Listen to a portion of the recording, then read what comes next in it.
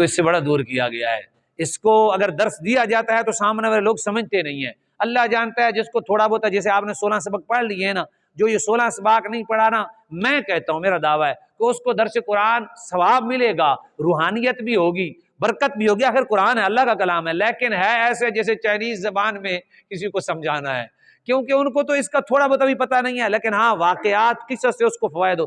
100% نہیں تو 80% اس کو ہوگا جس کو لفظ کو کچھ نہ کچھ پہچان ہے، وہ مدھم سا تھوڑا بہت جانتا ہے، ابھی جڑا رستہ ہے نا تھوڑا تھوڑا جانتا ہے، ادھر ہی ہے، ایسے ہی جاتا ہے۔ تو یہ اس کی برکات ہیں۔ بہرحال جی، آج آپ کو جو ہے نا اللہ تبارک و تعالیٰ نے اپنے قرآن کے ذریعے بتایا کہ تم میرے، تو یہ ہم نے کوشش کرنی ہے حق ادا کرنے کی۔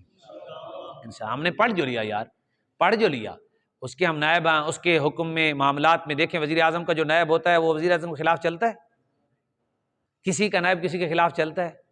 تو بس اتنی سی بات ہے، جو اس نے کہہ دیا اس کے جی نائب جو ہوا، پھر دیکھنا عزت کتنا بڑھتی ہے، مقام کیسے بڑھتا ہے، پھر مرتبہ۔ وہ عرب کے لوگ خدا کی قسم، وہ جہاں کچھ بھی نہیں ہوا کرتا تھا، انہوں نے قرآن سینے سے لگایا، اللہ نے ان کو سریا پر پہنچا دیا۔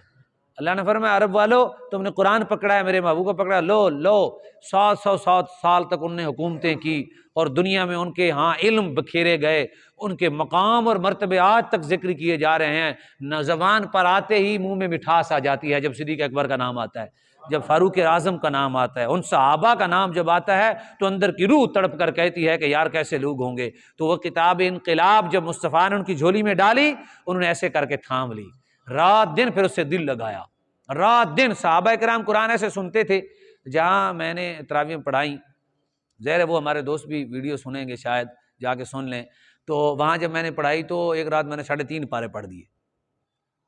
کتنے پڑھ دیے؟ میرے عشق کی گل ہے، میں نے چاسائی میں پڑھتا گیا، 3.5 پارے پڑھ دیے نا۔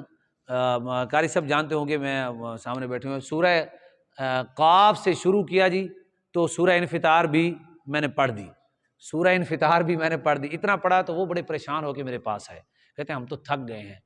میں نے ان کو کہا، میں کہ نعت خانہ نو بڑا سن دے ہو، راتی 2 بجے تک میں آدھا پونا گھنٹہ اتنے لایا۔ میں نے کہا اس کا مطلب یہ ہے کہ آپ قرآن سننے کے عادی نہیں ہیں۔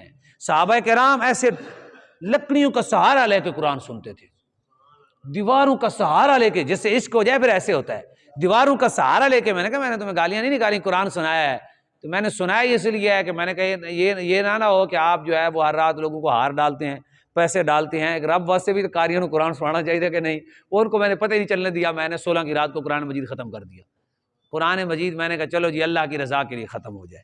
تو بتانے کا مقصد یہ ہے میرے بھائیو، قوم میں قرآن سننے کی قوت ختم ہو گئی ہے۔ قرآن سن یار، نہ آئے سمجھ، عشق تو ہو، حضور نے فرمایا حب سکھاؤ۔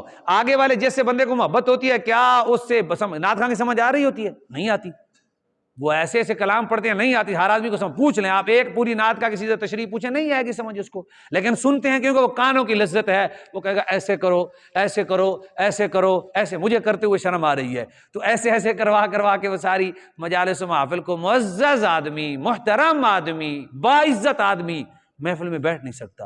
وہ کہتا ہے انہیں کہہ دینا کہ جی بادشاہ تسی ہاتھ کیوں نہیں چک رہے؟ بادشاہ نے کہا لو جناب، یہ عجیب بندہ ہے، کوئی حیا نہیں، کوئی شرم نہیں، میں بیٹھا جس کیفیت وچ بیٹھا، میں اللہ دا ذکر کر رہا، میں کوئی فرض ہے دی اطاعت کرنا؟ اطاعت تو صرف رسول اللہ دی ہیں، یا علماء حق کا دی اطاعت ہے، اتباع صرف رسول اللہ دی، سنت بھی امام الانبیاء دی۔ بہرحال بات بڑھتی بڑھ گئی، اللہ کرے یہ بات ایسی بڑھے کہ قرآن کے ساتھ ہمارا ایسا رشتہ جڑے، ایسی بڑھے، بڑھتی قبر تک چلی جائے، اور پھر بڑھتی حشر تک چلی جائے۔ اللہ ہمیں عشق قرآن، محبت قرآن اور محبت حبیب نصیب فرمائے، آمین۔